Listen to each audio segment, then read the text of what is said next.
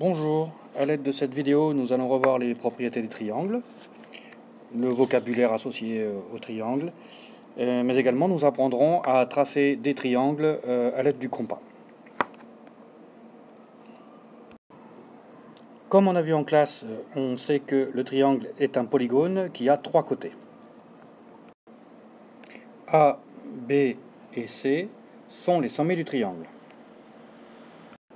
Les segments AB, AC et BC sont les côtés du triangle. Petite remarque, comme on a vu en classe, pour la notation des segments, on utilise des crochets. Le triangle a trois côtés, mais il possède également trois angles. L'angle A, l'angle B et l'angle C. Nous allons voir maintenant un triangle particulier, c'est le triangle isocèle.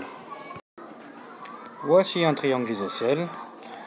A, c'est le sommet principal, et le côté BC s'appelle la base.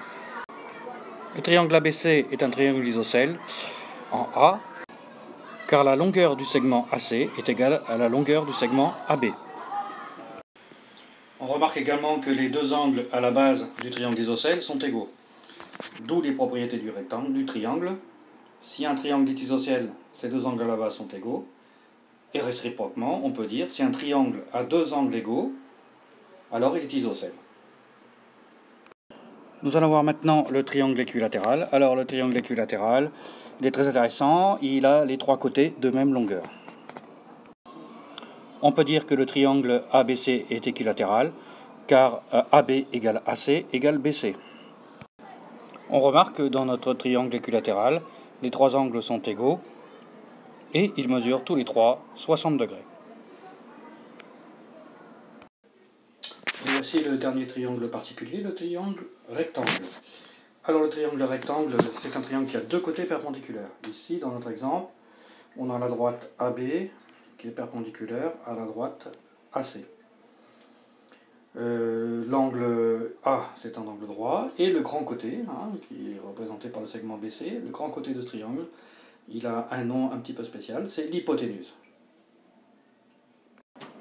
Petite remarque, si j'assemble deux triangles rectangles identiques, j'obtiens un rectangle. Enfin, dans cette dernière séquence vidéo, on va voir comment on trace un triangle quelconque à l'aide du compas. Donc on va d'abord tracer la base la plus grande. Ici, c'est le côté AB. Ensuite, on trace le segment BC à l'aide du compas. Et ensuite, je vais prendre l'ouverture du compas de la même mesure que le dernier segment. Je vais mettre ma pointe du compas en A. Et je vais tracer un arc de cercle. Et l'intersection de mes deux arcs de cercle sera le point C.